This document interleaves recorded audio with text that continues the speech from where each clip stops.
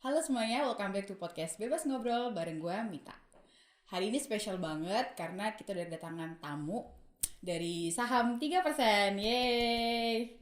Atau biasanya kita panggil Mas Puji. Halo Mas Puji, apa kabar? Halo Kak, terima kasih nih teman-teman bebas ya Kak, Mita udah nginvite aku nih ke sini hari ini. Oke, thank you. Kita yang ngerasa ini banget nih Mas, we feel honor for you to be here. Thank you banyak waktunya.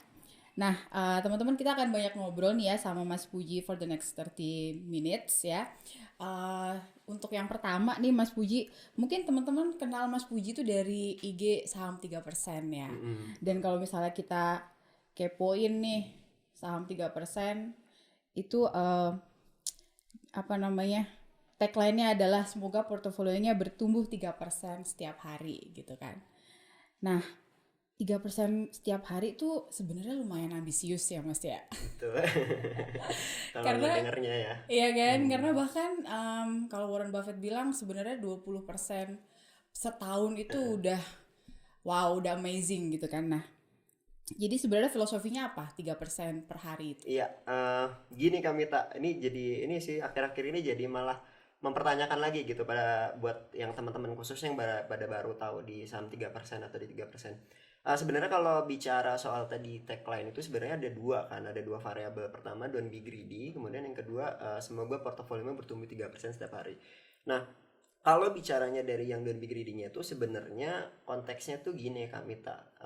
Kadang kala kita itu terlalu serakah gitu ketika kita jadi trader dan investor itu ketika udah return atau udah profit gitu, returnnya udah cukup. Kadang-kadang kita malah nggak bisa ngatur money manajemennya, jadi serakah gitu sehingga Betul. kita nambah sizing position kita, jadi bobotnya tuh jadi wagingnya jadi lebih berat lagi. Nah Hmm, jadi sebenarnya don't be greedy itu bukan kita nggak boleh profit yang banyak. Oh enggak, justru kalau di 3% bahkan kita kan target kita puluhan hingga ratusan persen kan kayak gitu. Tapi beggar lah ya kalau bisa ya. betul. Tapi money manajemennya nih yang baik gitu. Nah, kemudian kalau yang semoga portofolio bertumbuh 3% setiap hari itu sebenarnya bentuk doa dan harapan sih. Dalam Oke. ya kalau bicaranya apakah realistis, sebenarnya kalau menggunakan metode dan strategi kita harusnya realistis gitu. Tetapi mungkin nggak yang benar-benar 3% tuh kami tahu. Maksudnya nggak hari ini 3% besok 3% lagi, nggak, pasti akan ada mungkin minus 2% 3%, kemudian besoknya mungkin returnnya lebih tinggi bisa 10%. Atau tapi kalau secara rata-rata kalau menggunakan metode dan strategi kita memang harusnya bisa menggunakan tools tersebut, walaupun memang tidak mungkin ya kalau dari 10 orang ya nggak mungkin 10-10-nya yang ngikutin itu akan bisa, karena pasti di tengah jalan ada aja yang nggak disiplin atau nggak ngikutin sesuai metodenya. Tapi balik lagi ya itu sebenarnya doa dan harapan kita aja, daripada hari ini kita profitnya gede banget gitu ngerasa menjadi manusia paling pintar, Iya, iya. besoknya modal kita langsung kegerus loss, terus kita ngerasa kok gini ya trading saham gitu. Ya Iya, mendingan iya, iya. konsisten aja gitu, jadi lebih Iya. bagus. Jadi ke situ sih kami minta. Jadi mungkin lebih kayak gimana caranya kita bisa stabil, maintain apa namanya target yang sebenarnya kalau dibikin hariannya tuh nggak harus 3% gitu Yes, ya, tapi betul. itu biar kelihatan kayak lebih realistis aja gitu Yes, ya. betul. Kayak Eh gitu. apa namanya? Emang berarti Mas Puji ngelihat Hmm, sebenarnya dalam berinvestasi saham itu yang harus dikelola itu berarti nggak cuma gimana cara kita manage loss-nya ya, mm-mm. tapi juga kalau udah profit nih apa yang harus Betul. dilakukan nih gitu ya Betul. nggak? Iya. Jadi karena gini Kamita, kebanyakan ya, khususnya yang trader yang pemula nih, yang masih baru gitu. Kadang dia itu kalau misalkan profit baru 3% baru 5% udah di taking profit. Kemudian giliran Hmm. lossnya udah 10% udah minus 15%, dia malah ditahan terus gitu. Ada Ah. ini jadi poin penting yang harus teman-teman khususnya yang masih pemula yang harus tahu. Karena apa? Kenapa hal itu terjadi? Karena teman-teman itu nggak bisa memposisikan dan nggak tahu kapan harus taking profit dan kapan harus batasi resiko. Itu dulu. Betul. Jadi kalau misalkan teman-teman tahu, misalkan memang lagi, nah makanya kalau di kita itu biasanya ya cut loss-nya itu memang diminimalisir sekali sesuai dengan trading plan yang kita buat. Sementara kalau misalkan dia lagi profit, ya biarkan net profit run sampai benar-benar ada sinyal sell gitu yang memang indikatornya memang kita gunakan. Jadi selama belum ada indikator sinyal sell, harusnya kita tuh biarkan aja. Kan kita udah effort nih beli di bawah, udah effort bikin trading plan-nya, udah effort analisisnya. Tapi kok begitu baru profit mungkin 5-10%, kok udah gatel gitu, udah pengen take profit aja. Sementara giliran loss nggak mau disiplin, padahal stop loss-nya mungkin di minus 10% atau 15%. Tapi dia nggak sadar dari awal, dia udah ketika mau entry itu kan harusnya kita secara sadar bahwa oh ini risk reward ratio yang harus kita sesuaikan gitu. Kalau minusnya sekian, oke, gue nggak ada masalah untuk cut loss gitu. Nah itu permasalahannya. Jadi balik lagi memang tujuannya itu supaya teman-teman itu bisa paham dulu nih yang pemula kapan harus dibatasi resikonya, dan kalau memang hijau ya biarin aja let profit Oke. kan. Jadi itu lebih kayak gimana kita bisa minimize the risk, but at the Yes. same time optimize the return gitu ya. Betul. Nah, tapi terus kan ada istilah yang kayak tadi bahkan Mas Bugi sempat mention don't be greedy gitu kan. Nah, itu batas antara let the profit run, but also at the same time don't be greedy itu gimana tuh? Karena kan tipis banget ya. Yes. Jadi gini, teman-teman tuh dari kayak misalkan gini, kita mau trading khususnya pemula, kadang permasalahan selain tadi yang saya sebutin sebelumnya nih, yang aku sebutin ya Kak, itu biasanya adalah nggak tahu memposisikan dirinya itu sebagai apa. Apakah seorang trader, apakah seorang investor. Itu dulu nih. Kenali dulu nih Kenali dulu. dirimu ya kan. Betul. Kalau udah tahu di situ, oke, memutuskan bahwa kayaknya gue mau memutuskan jadi full time untuk trader. Nah, trader juga yang mana dulu nih? Apakah mau trader harian, scalper, atau day trade gitu kan? Atau mau memang dia mau swing trade atau mid term gitu. Sehingga kalau kita udah mengenali gaya trading kita, maka kita tahu batasan antara tadi don't be greedy-nya sama mungkin biarkan let profit run. Nah, kalau konteksnya kita trading harian dengan trading di saham-saham yang mungkin volatilitasnya cukup tinggi gitu, cukup volatile, dan kita memang targetingnya nggak terlalu jauh, ya berarti nggak ada masalah di hari itu take profit. Karena memang analisanya untuk day trade, tidak untuk diinapkan. Tapi kalau misalkan tadi yang di portofolio kita, misalkan mostly yang di saham 3% itu, kita ambil yang mungkin belasan, puluhan atau ratusan persen, ya karena itu strateginya di mid term, tradingnya itu di swing trade dan mid term. Artinya kalau misalkan dia belum ada indikator-indikator yang menunjukkan bahwa itu adalah sinyal sell, ya berarti dibiarkan let profit run kayak gitu. Jadi itu perbedaannya. Kalau teman-temannya repotnya nih Kak Mita, yang pemula itu dicampur semua, investing, trading, nggak disiplin gitu ya sama planningnya ya. itu di akunnya jadi satu, terus nanti gayanya berubah-berubah nih. Awalnya niatnya mau jadi trader, nggak taunya malah jadi investor. Nah itu yang repot di situ. Oke, jadi bahkan sebenarnya kita dari awal itu harus identify dulu ya. Kita tuh mau tipe yang seperti apa gitu ya. Nah, mungkin ini juga jadi masalah sih Mas di pemula-pemula itu ya. Bahkan mereka kesulitan tuh untuk identify sebenarnya baiknya aku nih masuk ke yang tipe investor seperti apa sih gitu. Nah, kalau Mas Puji gimana tuh? Gini sih, kalau buat menentukan itu gini, tergantung dari teman-teman.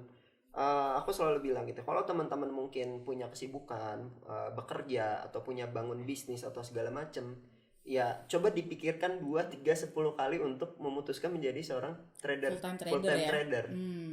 Karena apa? Karena nggak ada salahnya kok kalau kita misalkan punya bisnis, kita punya kesibukan mungkin kerja profesional gitu, dan kita mau bangun portofolio yang investing, itu juga nggak ada masalah gitu. Tapi yang repotnya kalau teman-teman memaksakan punya mobilitasnya mungkin cukup padat, tapi memutuskan untuk menjadi full time trader gitu, itu yang repot. Nanti kita bakalan kelimpungan mungkin di sektor real kita, mungkin sebagai profesional atau sebagai bisnismen gitu, itu berantakan, bangun portonya juga akan berantakan. Kenapa? Karena walaupun teman-teman gitu banyak yang mengatakan ketika modalnya di awal beda maka hasilnya beda. Maksudnya gini, ada orang yang bilang misalkan modalnya dari 10 juta sama 1 miliar, mungkin secara modal kan beda nih Kamita, tapi secara level psikologisnya ini dua-duanya sama nih. Ya, betul. Nah, makanya tadi kalau mau memutuskan mau menjadi apa dulu, kenali dulu profil resikonya, kenali dulu batas-batas yang ada di dirinya, termasuk dengan tadi waktu gitu. Karena dan juga source of fund-nya ya dari mana gitu ya. Karena kalau kita punya waktunya terbatas, terus tiba-tiba memutuskan jadi full time trader, ya nanti kelimpungan sendiri. Sebaliknya kalau kita mau kalau kita profil resikonya sadar bahwa kita sangat kecil dan lebih suka untuk long term game di investing, ya udah nggak usah FOMO ngeliat temen-temen yang Iya, mungkin trading benar. hariannya returnnya gede gitu. Tapi Betul, kan betul. kalau investing bicaranya ketenangan, udah bukan bicara lagi yang mungkin profitnya kecil-kecil Benar-benar. kayak gitu sih. Karena memang biasanya orang tuh kalau misalnya udah ngelihat returnnya terus jadi FOMO Yes, tanpa dia betul. menyadari sebenarnya resikonya tuh mampu diabsorb atau enggak gitu ya. Betul. Setuju banget sih Mas. Nah, ngomongin tentang saham 3% ini menarik sih. Itu udah berapa lama Mas komunitasnya terbentuk? Kalau 3% berarti ini tahun 23 ya. Berarti baru mau masuk 4 tahun sih, Kak. Baru ya 3 tahun lah. 2020 kita jalan sampai sekarang masih. Ya insya Allah sih kalau Januari nanti berarti kita udah mau masuk tahun keempat sih. Wow. Dan kayaknya makin growing ya komunitasnya Amin. ya. Dan sebenarnya salah satu yang dipromot sama Mas Puji melalui komunitasnya itu adalah metode bandarmologi gitu ya. Dari kata-kata bandar dan mologi gitu. Ini kalau misalnya teman-teman sering denger nih apa namanya ngikutin bandar gitu kan ya. Kalau misalnya jurus cuan cepet gitu kira-kira. Nah tapi sebenarnya mungkin di sini mungkin sekalian Mas Puji clarify ya. Definisi dari metode bandarmologi itu seperti apa sih? Iya. Ini menarik gitu. Kenapa mungkin kalau misalkan jadi kalau tadi di komunitas 3% memang kita bangunnya di bandarmologinya yang kita tekankan gitu. Mungkin sedikit berbeda dengan komunitas lain. Tapi pada dasarnya sih kalau misalkan bicaranya konteks bandarmologi harusnya ya per hari ini sih teman-teman lebih paham tentang bandarmologi. Tapi mungkin case-nya buat teman-teman yang belum paham gitu ya. Disclaimer dulu nih Kamita, sebenarnya kalau bicaranya tentang analisa, ya analisa teknikal itu bagus. Analisa fundamental atau fundamental analisis itu baik. Ya. Dan bandarmologi metode juga ini juga sebenarnya baik gitu. Bandarmologi analisis gitu. Ketiganya tuh baik kalau kita bisa ngegunainnya gitu. Nah, kalau bicara tadi definisinya, sebenarnya ya kurang lebih apa itu bandarmologi ya cara kita untuk atau ilmu yang mempelajari tentang pergerakannya bandar gitu kan dari kata bandar dan mologi. Bagaimana cara kita bisa mengikuti gerak-geriknya bandar gitu. Apakah bandar itu melakukan akumulasi, distribusi dan kita ngambil sikap gitu di antara kedua hal tersebut. Kayak gitu sih kurang lebihnya. Jadi gimana kita merespon terhadap pergerakan pasar gitu ya biar enggak. Berarti istilahnya ibaratnya sebenarnya bukan kontrarian gitu ya, Mas ya? Bukan apa? Kontrarian. Bukan. Jadi gini ya, apa namanya? Di bandarmologi itu sendiri kan kita mempelajari tadi gerak-gerik bandar gitu. Cuman banyak orang menganggap bahwa konotasi bandar itu kan buruk gitu ya. Konotasi bandar itu jahat gitu seolah-olah gitu. Padahal ya sebenarnya di pasar modal di dunia saham itu ya bandar atau market maker itu ya memang dibutuhkan gitu. Karena kalau memang tidak ada bandar gitu ya kecenderungan sahamnya kan likuiditasnya kan kecil dan nggak ada pergerakan gitu, nggak ada hukum supply demand yang berjalan di sana. Jadi memang keadaan bandar itu memang bagus keadaannya dan salah juga gitu kayak beberapa tahun lalu mungkin setahun atau 2 tahun lalu itu akan ada kayak semacam gerakan retail bersatu gitu.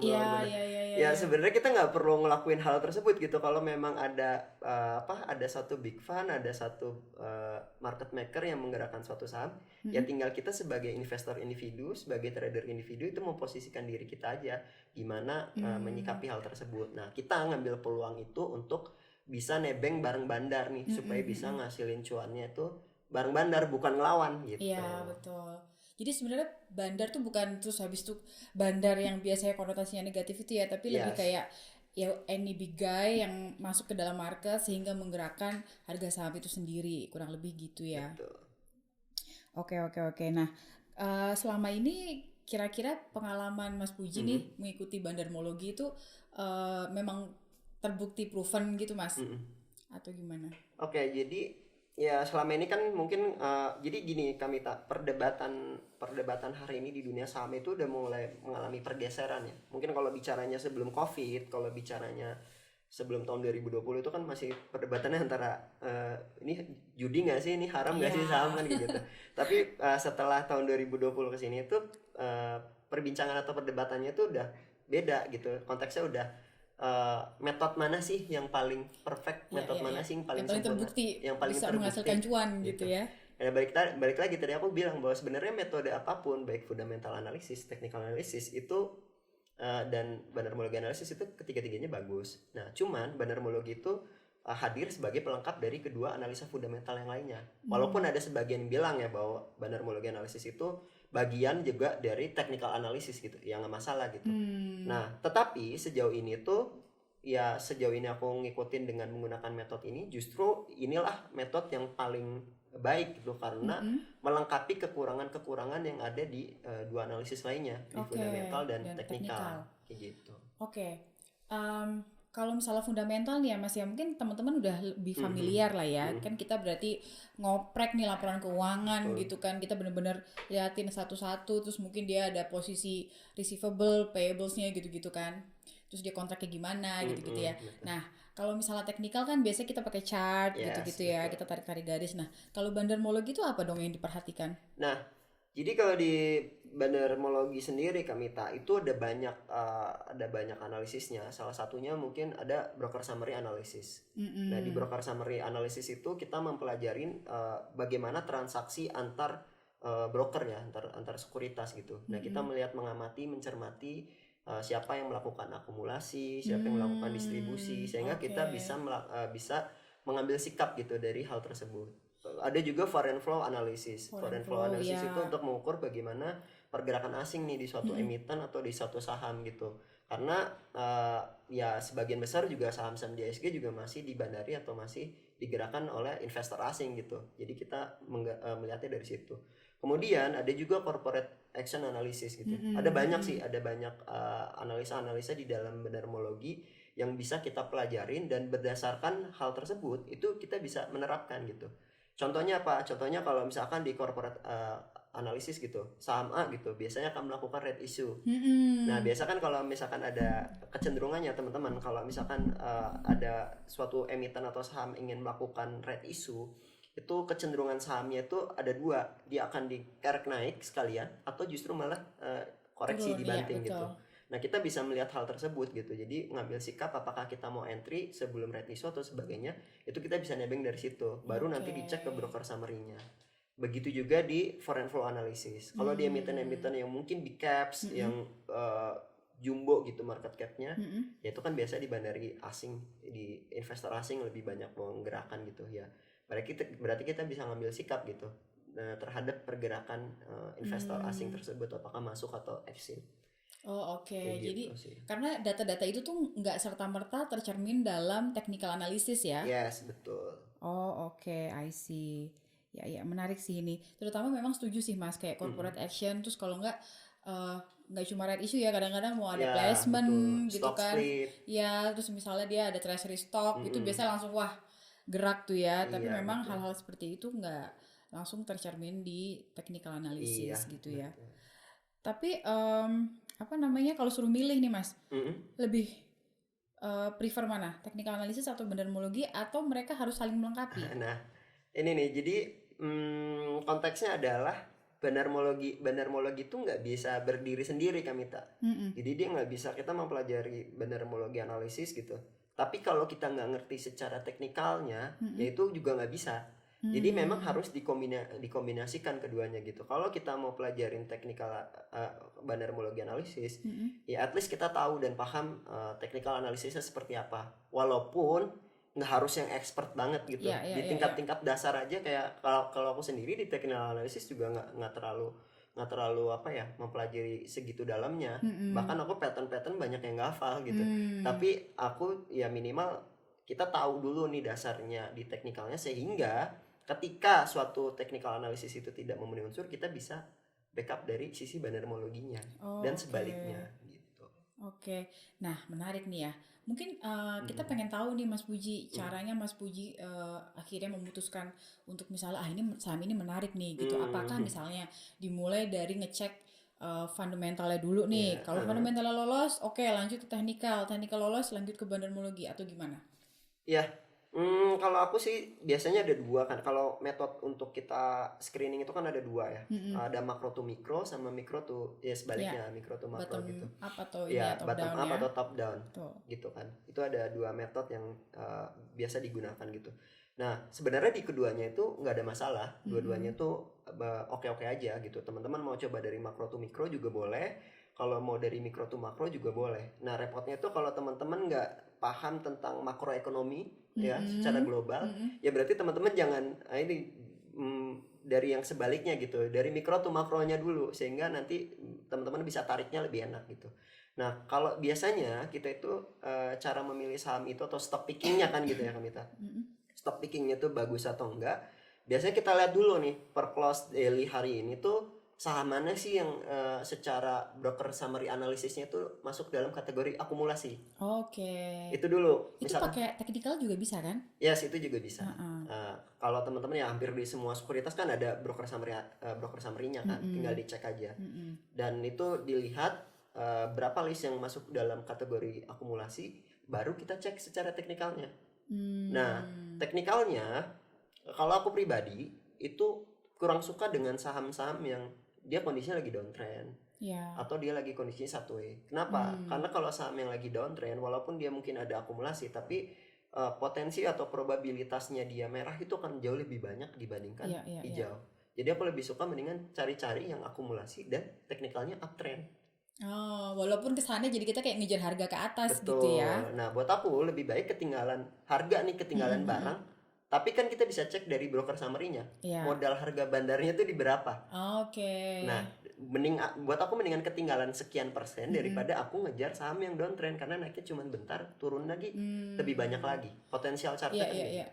Nah, baru nanti kalau udah dapat tuh Kamita, baru kita cek kalau itu udah dapat keduanya, technical analysis oke, bandar malangnya oke, baru kita tarik. Oh, ini di sektor apa ya?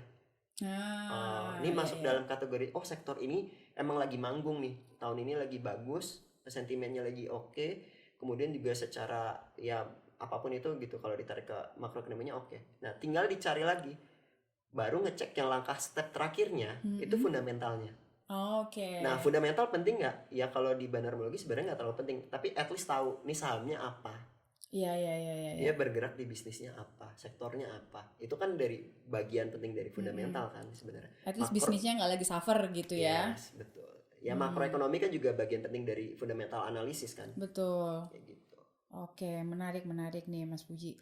Nah, boleh dong di-share gitu. Kira-kira nih kalau dari metode yang tadi Mas Puji sampaikan ke kita, lagi ngeliatin sektor apa sih gitu kan. Dan mungkin ada bocoran-bocoran nih buat teman-teman dari sektor itu kayak saham yang hari ini lagi kelihatannya ada tren akumulasi itu apa aja gitu. Oke. Ini disclaimer dulu nih Kamita, jadi bukan ajakan jual beli ya teman-teman. Bisa di cross check lagi. Cuman gini, konteksnya pasca kemarin koreksi bulan September itu ya sekarang mungkin teman-teman agak sedikit cenderung membosankan. Kenapa? Karena ada rotasi sektoral. Rotasi sektoralnya itu contoh kayak mungkin minggu kemarin atau minggu ini masih ada di sektor infrastruktur itu ada konstruksi yang lagi manggung. Contohnya gitu. Nah, tapi kalau aku pribadi itu biasanya lebih suka di dua sektor. Pertama itu di sektor finance atau banking ya. Dimana ya sekarang lagi koreksi mungkin BBNI aja ya yang lagi bagus. Iya. Setelah kemarin itu ya stock split ya. Kemudian di keduanya tuh di energi. Nah, permasalahannya di energi tuh teman-teman kalau ngejar sekarang itu udah koreksi semua kan gitu ya. Kecuali kalau konteksnya teman-teman mau for investing gitu. Nah, tapi di sektor energi sebenarnya nggak semuanya lagi downtrend atau lagi koreksi. Kalau teman-teman bisa cermati, bisa memilah, itu ada beberapa saham yang memang kondisinya lagi dalam akumulasi, teknikalnya uptrend, dan mungkin secara tadi ya bicaranya harga bandarnya itu mepet gitu. Nah, itu mepet tuh gimana tuh? Mepet itu kalau kita bicaranya itu misalkan last price-nya aku boleh sebut sahamnya nggak sih? Boleh. Jadi contoh Doit. Nah, teman-teman. Doit itu menarik ya. Kenapa? Karena dia itu punya dia tuh sahamnya cukup anomali dibandingkan saham-saham mungkin batu bara atau energi yang lainnya. Jadi kalau teman-teman dapat euforia tahun lalu sektor energinya kenceng banget ya sahamnya naik. Itu Doit enggak malah. Atau sebaliknya. Sekarang lagi koreksi. Batu bara lagi turun nih harganya. Ya, tapi si Doit ini justru lagi ngalamin kenaikan yang cukup oke. Nah, aku dapat itu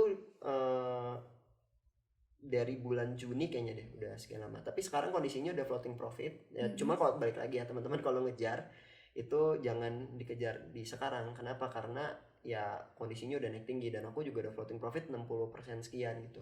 Jangan cinta buta lah ya. Iya, betul. Nah, tapi kalau misalnya kayak gitu tuh berarti apa yang ini Mas, yang anomalinya tuh udah di sebelah mananya si Doit, atau memang dia patternnya selalu bergerak secara anomali terhadap tren batu bara itu Yes. sendiri? Sebenarnya aku kalau ngelihat duit itu nggak ngelihat secara bisnis ininya ya, secara mungkin sektornya, kemudian gimana dia menghasilkan labanya segala macam. Ya paling sebatas ngeliat laporan keuangannya, oh kemarin di kuartal kedua ada kenaikan gitu, labanya sekian gitu. Tapi nggak ingat terlalu mendetail gitu. Tapi karena konteksnya kita di 3% adalah bandormologi, memang duit itu secara teknikalnya dia kan koreksi cukup dalam di tahun lalu ketika yang lainnya sektor energi naik. Tetapi menariknya tuh di awal tahun dia tuh diakumulasi. Akumulasi tuh konsisten gitu dari bulan Januari sampai bulan Juni gitu. Di saat akumulasinya itu terjadi di saat justru kuartal pertamanya itu mengalami penurunan gitu secara labanya. Oke, Nah, jadi justru kinerja bisnisnya itu agak lagi turun, tapi akumulasinya terjadi. akumulasi terjadi. Oke.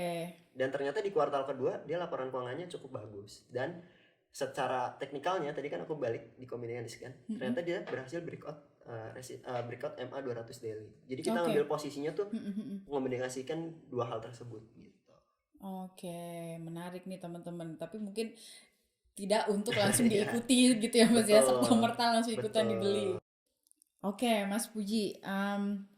Berarti kan sebenarnya kita udah dapet contekan ya dari Mas Puji bahwa di portofolio pribadinya Mas Puji itu ada Doit dan itu floating profit posisinya saat ini ya.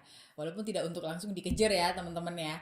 Nah, kita juga pengen denger nih Mas Puji kira-kira pengalaman selama ini nih Mas Puji, karena sebenarnya dalam berinvestasi itu kan kita selalu harus bisa mengantisipasi kerugian ya.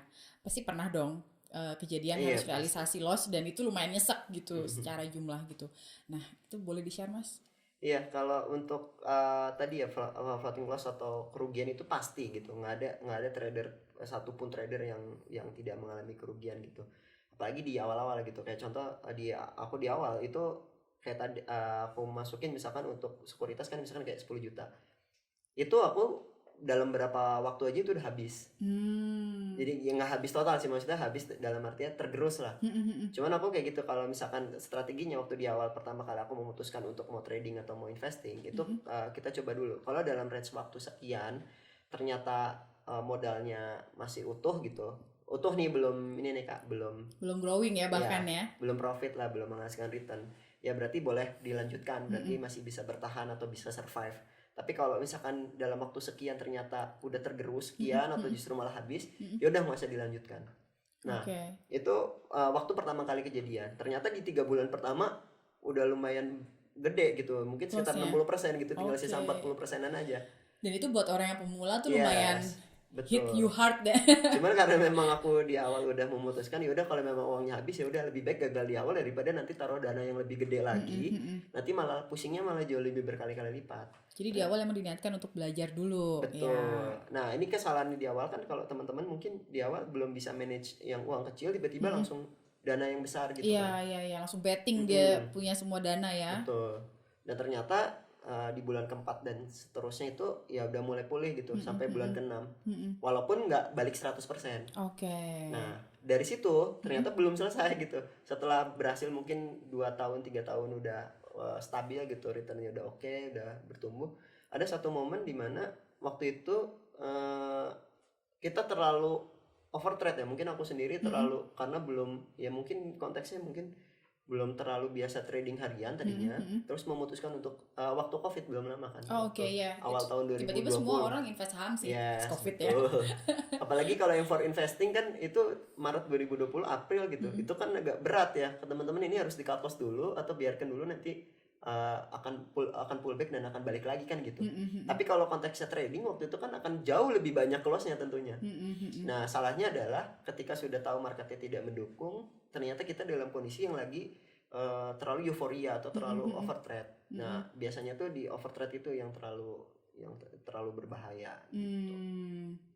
Oke, jadi pengalaman pertama itu langsung loss 60% ya. Yes, dan betul. itu di beberapa saham atau ada satu saham yang waktu itu bikin Itu di beberapa. di beberapa Karena saham jadi ya? kalau aku tuh agak sedikit beda ya. Maksudnya kalau teman-teman di awal kan mungkin latihan dulu untuk investasi dulu, mungkin di Mm-mm, DCA-nya dulu mm-mm, dibangun mm-mm. portofolionya, atau ya pokoknya untuk jangka panjangnya dulu. Karena waktu itu di awal aku benar-benar nggak kayak sekarang kali kami. Maksudnya sekarang kayak komunitas udah banyak, Iya, influencer udah banyak yang bicara informasi saham. sudah tersebar kemana-mana ya. Betul. Jadi waktu itu kita pengen ngulik segala metode yang kita pelajarin dan kita praktekin, ya udah gitu, tanpa ada mitigasi resiko. Mm-mm. Justru yang bikin boncosnya itu waktu itu tuh kalau dulu kan saham-saham bencok tuh masih ini ya, Ah, serang. ya. Itulah portofolio saya di awal-awal Everyone's sebagai favorite. pemula.